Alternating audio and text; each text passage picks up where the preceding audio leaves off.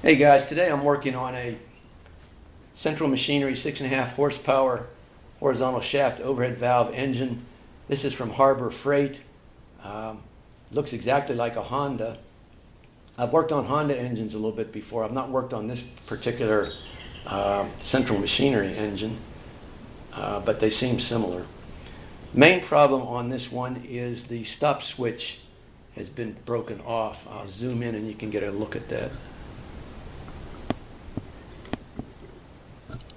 Right here, it was broken off. And I've got a replacement switch right here. So hopefully that'll mount right here. I'm not sure how it mounts into this assembly. I'm going to have to remove this and see, because I tried prying it and it just seems like it's stuck. I'm going to remove this and see if I can install the switch, and it gets connected to this wire. The other wire is a ground. I think that's related to the low oil sensor. I'm not sure whether I'll get that hooked up or not. Low oil sensor isn't particularly critical for this. This goes on a tiller. The carburetor bowl looked pretty good.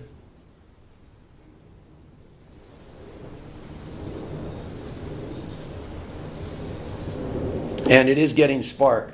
It had the wrong spark plug. The correct spark plug for this is an NGK BP6ES or NGK BPR 6ES. That equals to an Autolite 63, which is this. Autolite 63.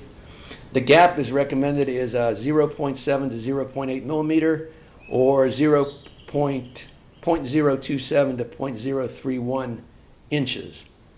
So I'm going to stop the video here. I'm going to see if I can get this stop switch installed. I'm going to replace the oil, and if I get all that done, I'll do another video of a startup. Before I go, I want to give a shout out to Donnie Boy 73. Donnie Boy 73 is a small engine doctor. He has an awesome channel with small engine repair videos, tool reviews, and shop updates. His videos are excellent quality. His channel has a searchable feature. If you're working on a chainsaw or a weed eater or a snow blower, you can search on that and you'll find lots of information and excellent tips on how to repair things. Also, I want to send a shout out to Richard. I worked for a part-time at a small engine repair place, small engine rental equipment repairs, and I worked with Richard. He's an excellent mechanic and he taught me a lot. So thanks very much. And I'm going to stop the video now and see if I can get this stop switch installed and the other things. Thanks.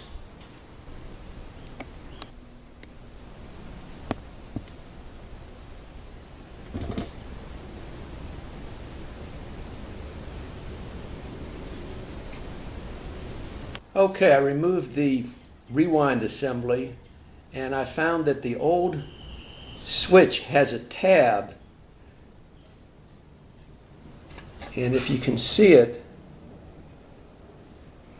I've installed the new switch. If you can see that tab was straight on the new switch, so when you slide it in, you have to bend that tab over and make sure it has a good electrical connection to that tab on the rewind assembly, because that's what grounds out the primary side of the coil. And I thought a good way to check that would be with a continuity check. So with the switch off, there should be no continuity between the switch and the frame of the engine.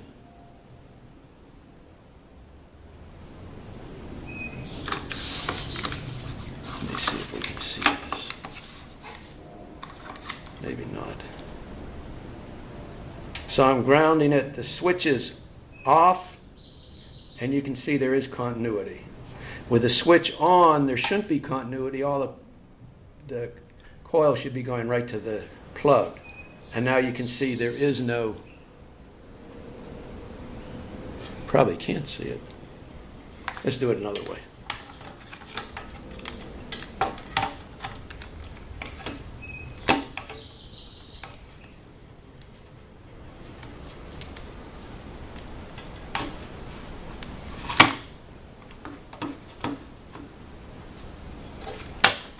maybe like this.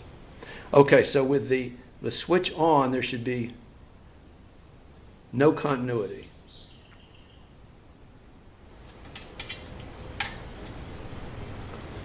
And there isn't. With a switch off, there should be continuity between the coil and the ground. And I don't know whether you can see the needle moving or not, but it is moving.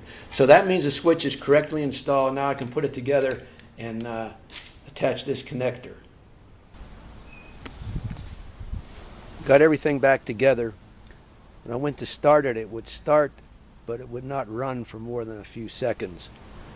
And that sort of indicates a carburetor problem. So I rechecked the carburetor bowl. I put fresh gas in it with a little bit of stable.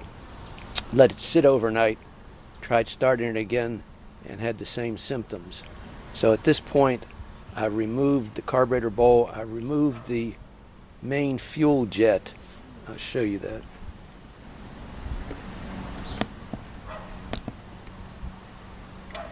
It's a two-piece.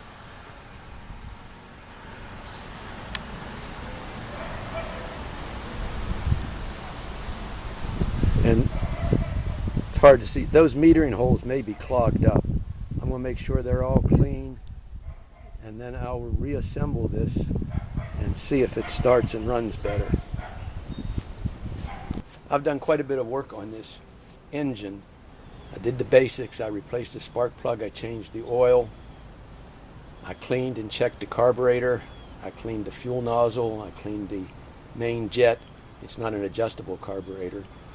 I checked the wiring to make sure there weren't any grounds when the engine was running. I removed the oil sensor wiring, and I checked the valve clearance. And when I try to start it, this is what happens.